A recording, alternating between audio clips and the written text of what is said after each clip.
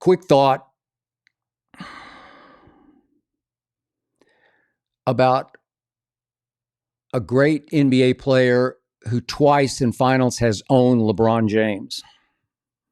I'm talking about Kevin bleeping Durant. Remember that? The Golden State Warriors had blown that 3-1 lead. They all piled into a private plane, starting with Steph, flew all the way across country, July 3rd, out to the tip of Long Island, where they met with Kevin bleeping Durant and got down on bended knee and begged him to please come save them against LeBron. They knew they could not beat LeBron by themselves. I'm talking about Steph and Draymond and Clay. And everybody condemned, except me, Kevin Durant for joining forces with the Golden State Warriors, leaving behind his little buddy Russ in OKC.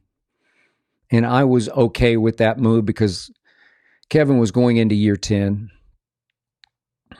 Kevin didn't have a ring. Kevin decided, as I was told, that he'd never win a championship with Russell Westbrook as his primary decision maker, and I seconded that emotion. I endorsed Kevin going to Golden State, and he rose above all the pressure and all the naysaying in an NBA world that was waiting for him to fall on his face in those two finals against LeBron. And he took over 2 huge game 3s in LeBron's house. He won MVP of back-to-back finals, and I was impressed. So Kevin had won his MVP in OKC with a 50-40-90 performance that year. Then he had won his 2 finals MVPs. And he wound up in Brooklyn and then Phoenix. And the more I watch him at age 36, the more he looks mentally semi-retired to me.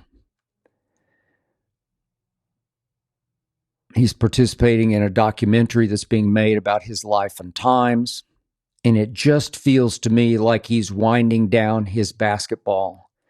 And it's reflecting in the Suns' won-loss record because they started off 8-1 this year. Then since then, they've gone 20-31. Think about that, 20-31. They're 28-33 overall as we speak. That's 4 games out of the play-in. 4 games behind the Dallas Mavericks for that final play-in spot. With Kevin Durant and Devin Booker and Bradley Beal. And they're 28-33, even though Kevin is putting up tremendous numbers, like Kevin Durant style numbers. He's averaging 27, 6, and 4, shooting 53% from the floor and 40% from 3. He's down a little bit at the free throw line, 82%, but still way better than LeBron. He's a great free throw shooter, Kevin Durant. But I said this when it happened. That team has never been the same since they moved on from Chris Paul. Chris Paul is way past his prime, but when he was right in Phoenix, they were right because they needed that playmaker. They needed that veteran force to set them up and orchestrate between Kevin and Devin Booker. Right now, Devin Booker leads that team in assists, 7 a game. They got Tyus Jones, hoping that he could be a younger CP3, but he just doesn't have the star power, the magnitude, the takeover cachet that team needs, that Kevin needs. So Kevin plays offense, but he plays next to no defense. He's ranked way down the line in defensive win shares. He's 193rd now, and Phoenix has fallen to 27th in defensive efficiency. 27th. They play no defense. I watched some of their game Sunday night against Minnesota. They led at halftime, then they guarded nobody in the second half. DiVincenzo went crazy from three. Ant-Man got 44 on him. They just don't guard because they don't seem to care.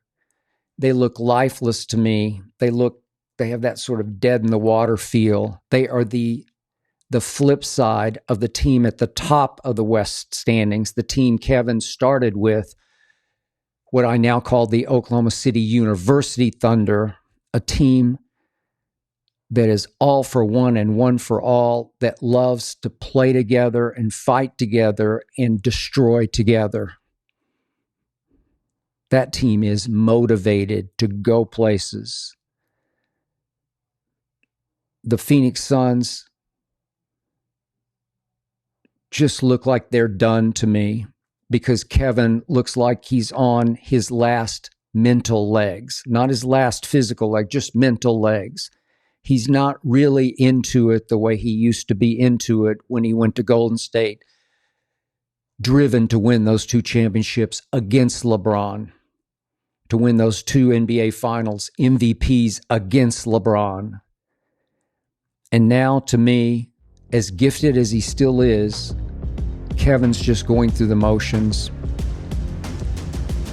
and the Suns have set in the West.